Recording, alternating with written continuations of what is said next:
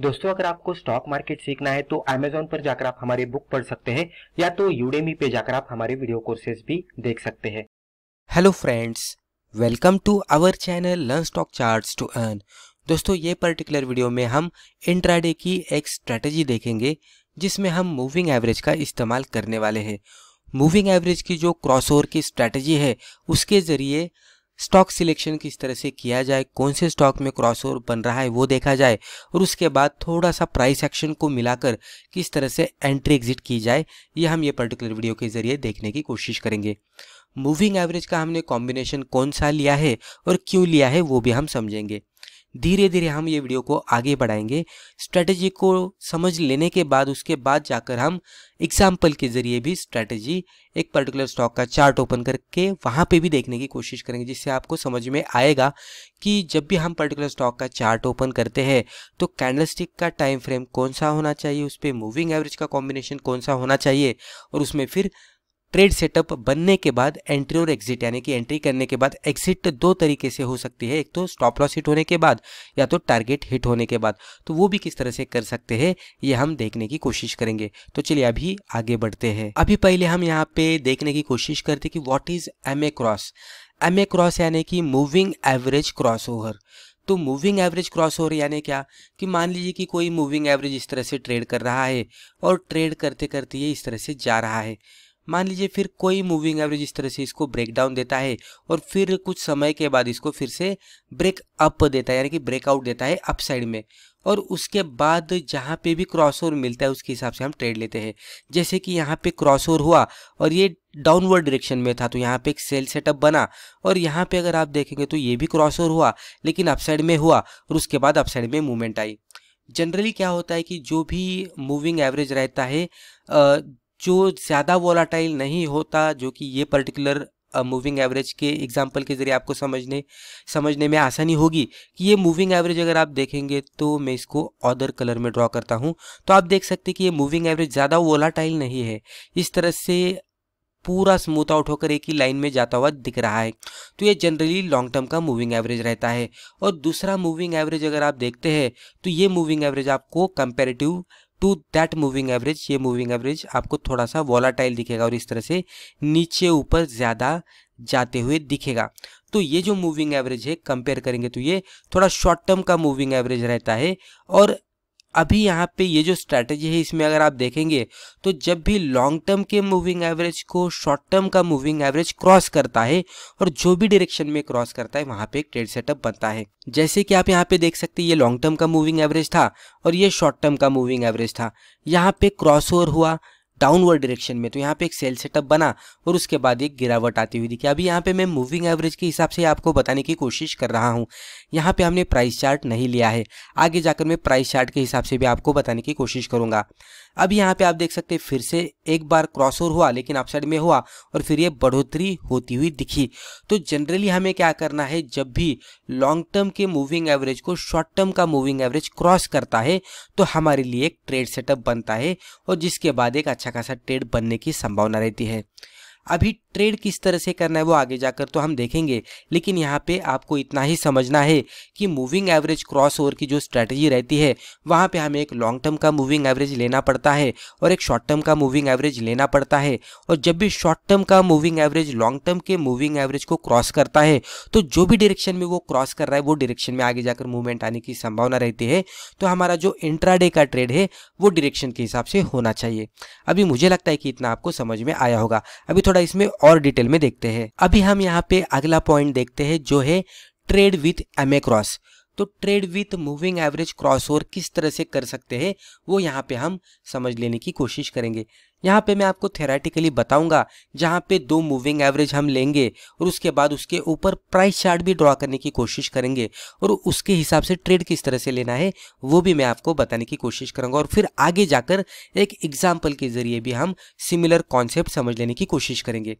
अभी कंसिडर कीजिए कि ये लॉन्ग टर्म का मूविंग एवरेज इस तरह से है, ये इस तरह से जा रहा है। अभी ये निचले डायरेक्शन में जाता हुआ दिख रहा है, तो ये पॉसिबिलिटी हमें दिखा रहा है कि इसमें डाउन ट्रेंड चल रहा है, इसमें अगर सेल करेंगे तो बेहतर होता है।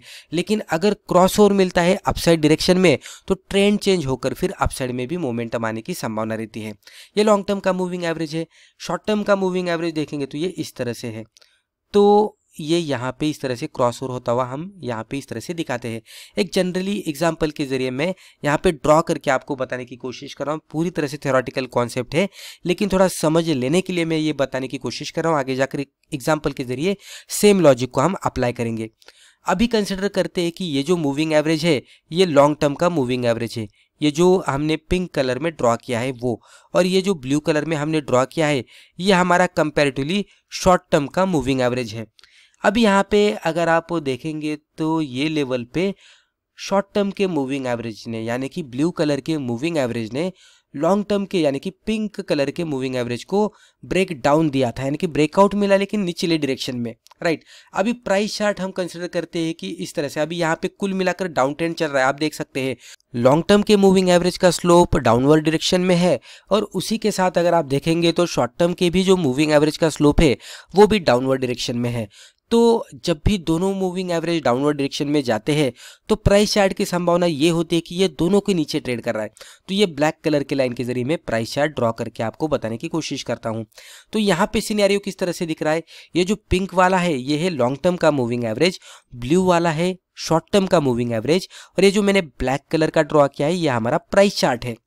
अभी ट्रेंड इसका देखेंगे तो ये डाउनवर्ड डायरेक्शन में जा रहा है, तो यहाँ पे डाउन ट्रेंड चल रहा है। इस तरह की सिचुएशन में सेल सिग्नल हमें बहुत बार मिलता है, उसका फायदा लेकर हम सेल कर सकते हैं। यहाँ पे मैं आपको क्रॉसओवर के हिसाब से बताने की कोशिश कर रहा हूँ, तो थोड़ा सा हम क्रॉसओवर के हिसाब से देखेंगे तो ट्रेंड चेंज पे अगर क्रॉसओवर बनता है तो एक बाइंग का भी हमें यहाँ पे मौका मिलता है। जैसे कि आप यहाँ पे देख सकते हैं प्राइस चार्ट नीचे है, तो जैसे प्राइस चार्ट में बढ़ोतरी आएगी, प्राइस एक्शन अपसाइड में जाएगी, तो आपको दिखेगा कि पहले प्राइस चार्ट आपके शॉर्ट टर्म के मूविंग एवरेज को ब्रेकआउट दे रहा है। उसके बाद आपको कुछ समय बाद दिखेगा कि ये प्राइस चार्ट ही आपके ऊपर वाला जो लॉन्ग टर्म का मूविंग एवरेज है उसको भी ब्रेकआउट दे रहा है। तो प्राइस चार्ट अभी मानते हैं कि हम यहाँ पे आ चुका है। अब यहाँ पे क्या हो रहा है दोस्तों, यहाँ पे प्राइस चार्ट ने पहले शॉर्ट टर्म के मूविंग एवरेज को क्रॉस ओवर किया, उसके बाद प्राइस चार्ट ने लॉन्ग टर्म के भी मूविंग एवरेज को क्रॉस ओवर किया। लेकिन हमें कौन से क्रॉस ओवर पे ट्रेड करना है, हमें मूविंग एवरेज के क्रॉस ओवर पे ट्रेड करना है, क्योंकि जब भी प्राइस चार्ट मूविंग एवरेज को क्रॉस करता है तो कभी कभी फेल्योर सिग्नल भी मिलने की संभावना रहती है। लेकिन जब भी दो मूविंग एवरेज, एक शॉर्ट टर्म का और एक लॉन्ग टर्म का, जब भी इस तरह के दो मूविंग एवरेज एक दूसरे को क्रॉस ओवर करके अगर सस्टेन होते हैं और प्राइस चार्ट भी उसको फॉलो करता है, तो यहाँ पे ट्रेड फेल्योर होने की कम से कम संभावना रहती है, एक्यूरेसी मिलने की संभावना रहती है। तो इसीलिए ये जो प्राइस चार्ट ने पहले मूविंग एवरेज को क्रॉस ओवर किया था लॉन्ग टर्म के, और उसके बाद क्रॉस ओवर किया शॉर्ट टर्म के मूविंग एवरेज को भी, तो यहाँ पे ट्रेड नहीं करना है, हमें मूविंग एवरेज के क्रॉस ओवर को देखना है, जो कि यहाँ पे हुआ। आप देख सकते हैं शॉर्ट टर्म के मूविंग एवरेज ने यानी कि ब्लू कलर के मूविंग एवरेज ने लॉन्ग टर्म के मूविंग एवरेज को यानी कि पिंक कलर के मूविंग एवरेज को क्रॉस ओवर किया अपसाइड में। अभी यहाँ पे जब भी ये अपसाइड में क्रॉस ओवर होता है तो हमें यहाँ पे बाय ट्रेड लेना है। बाइंग करने के लिए अगर आप देखेंगे तो ये इस तरह से ये लेवल पे है, इस तरह से हम कंसिडर करते हैं। तो ये क्रॉस ओवर यहाँ पे बना और एग्जैक्टली प्राइस चार्ट देखेंगे तो लगभग यहाँ पे है। तो प्राइस चार्ट तो बहुत सारा ऊपर आया है, तो ये लेवल पे अगर हम ट्रेड लेंगे तो ये गलत ट्रेड हो जाएगा। तो ये लेवल पे ट्रेड नहीं लेना है। क्रॉस ओवर के बाद प्राइस को थोड़ा सा हमें रिट्रेस होने देना है ऊपर वाले मूविंग एवरेज के लेवल तक, यानी कि जो ऊपर वाला शॉर्ट टर्म का मूविंग एवरेज है वहां तक प्राइस चार्ट को थोड़ा रिट्रेस होने देना है।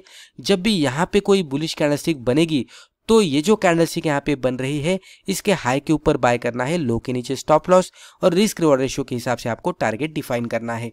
तो इस तरह से हम आसानी से मूविंग एवरेज के क्रॉसओवर पे ट्रेड कर सकते हैं, जहां पे हमें मूविंग एवरेज का क्रॉसओवर देखना है और उसके बाद क्रॉसओवर पे जब भी शॉर्ट टर्म का मूविंग एवरेज कौन से डायरेक्शन में ब्रेक कर रहा है वो देखना है। ये केस में शॉर्ट टर्म का मूविंग एवरेज अपसाइड में क्रॉस कर रहा है तो हमें बाय सिग्नल लेना है। बाय सिग्नल इमीडिएट बेसिस पे क्रॉसओवर के लेवल पे नहीं लेना है, उसको थोड़ा सा रिट्रेस होने देना है शॉर्ट टर्म के मूविंग एवरेज के लेवल तक, और उसके बाद कैंडलस्टिक के जरिए कंफर्मेशन लेना और उसके हाई लो के ऊपर लेवल डिसाइड करके हमें ट्रेड करना है। तो ये सिंपल सी इंट्राडे की ट्रेडिंग स्ट्रेटेजी है, जिसको अभी हम आगे जाकर एग्जांपल के जरिए भी समझ लेने की कोशिश करते हैं। अभी हमने जो भी प्रीवियस स्लाइड पे ट्रेडिंग स्ट्रैटेजी देखी मूविंग एवरेज क्रॉसओवर की, तो उसको यहाँ पे हम एक एग्जांपल के जरिए थोड़ा सा बैक टेस्ट करके देखने की कोशिश करते हैं। यहाँ पे आपको आसानी से समझ में आएगा कि मूविंग एवरेज क्रॉसओवर पे किस तरह से ट्रेड करना है। समझ लेने के लिए हमने यहाँ पे रिलायंस इंडस्ट्रीज का चार्ट ओपन किया है जो कि कैंडलस्टिक चार्ट है, और टाइम फ्रेम हमने यहाँ पे ली है वो है 5 मिनट की। तो 5 मिनट का कैंडलस्टिक चार्ट हमने रिलायंस इंडस्ट्रीज का यहाँ पे लिया है। चार्ट के ऊपर हमने 2 मूविंग एवरेज ड्रॉ किए हैं। पहला मूविंग एवरेज है SMA 200 का जो कि क्लोज का है, जो यहाँ पे आपको रेड कलर में दिखेगा, और दूसरा मूविंग एवरेज हमने यहाँ पे लिया है SMA 50 का, यानी कि सिंपल मूविंग एवरेज 50 का, जो कि क्लोजिंग बेसिस पे, और आपको यहाँ पे कलर वाइज देखेंगे तो इस तरह से ब्लू कलर में दिखेगा। अभी यहाँ पे अगर आप देखेंगे तो पहले आप देख सकते हैं 200 SMA रेड वाला जो है वो डाउनवर्ड डायरेक्शन में जा रहा था, तो हम कह सकते हैं कि इसका ट्रेंड डाउन ट्रेंड चल रहा है, और 50 SMA थोड़ा सा यहाँ पे साइडवेज में जाता हुआ आपको दिखेगा, लेकिन प्राइस चार्ट आपको यहाँ पे निचले साइड में दिखेगा। तो कुल मिलाकर देखेंगे तो प्राइस चार्ट दोनों के नीचे है, तो डाउन ट्रेंड यहाँ पे चल रहा था, हम इस तरह से कंसिडर कर सकते हैं। ये लेवल पे आप देख सकते हैं प्राइस चार्ट ने पहले शॉर्ट टर्म के 50 SMA को ब्रेकआउट दिया अप साइड में, उसके बाद कुछ समय बाद प्राइस चार्ट ने SMA 200 को भी ब्रेकआउट दिया अप साइड में। उसके बाद आप देखेंगे तो प्राइस चार्ट अच्छा खासा ऊपर आ गया, और ये लेवल पे अगर आप ऑब्जर्व करेंगे तो क्रॉसओवर बना, जहां पे शॉर्ट टर्म के मूविंग एवरेज ने लॉन्ग टर्म के मूविंग एवरेज को क्रॉस किया अप साइड में, यानी कि 50 SMA ने 200 SMA को अप साइड में क्रॉस किया। ये लेवल पे अगर आप देखेंगे तो प्राइस यहाँ पे थे, तो यहाँ पे हमें ट्रेड नहीं लेना है, क्योंकि आप देख सकते हैं उसके बाद नीचे भी आया था। तो हमें क्या करना है कि जब भी ये नीचे आता है और ये ऊपर वाला जो शॉर्ट टर्म का मूविंग एवरेज है वहाँ पे आकर उसको हिट करता है, यानी कि रिट्रेसमेंट पूरी कंप्लीट करता है, और यहाँ पे कोई बुलिश कैंडलस्टिक का सिग्नल देता है, तो कैंडल के हाई के ऊपर हमें बाय करना है और उसके लो के नीचे स्टॉप लॉस लगाना है। तो यहाँ पे अगर आप देखेंगे तो ये पहली तो रेड कैंडल बनी और उसके बाद ये ग्रीन कैंडल बनी थी। तो जैसे ही ग्रीन कैंडल बनेगी इसके हाई के ऊपर हमें बाय करना है, लो के नीचे स्टॉप लॉस लगाना है, और टारगेट 1:2 के हिसाब से रहेगा, जो कि आप यहाँ पे देख सकते हैं आसानी से बहुत ही बढ़िया टारगेट मिल गया। जैसे ही क्रॉसओवर हुआ था उसके बाद आप देख सकते हैं कंटिन्यूस बेसिस पे 50 SMA ऊपर है और 200 SMA नीचे है, यानी कि शॉर्ट टर्म का ऊपर है और लॉन्ग टर्म का नीचे है। तो जब तक ये सिचुएशन रहेगी, जैसे ही हमें कोई बुलिश कैंडलस्टिक अपसाइड में मिलेगी और कंफर्मेशन मिलेगा तो उसके हाई के ऊपर बाय करके लो के नीचे स्टॉप लॉस लगाकर हम रिस्क रिवॉर्ड रेशियो के हिसाब से टारगेट डिफाइन कर सकते हैं।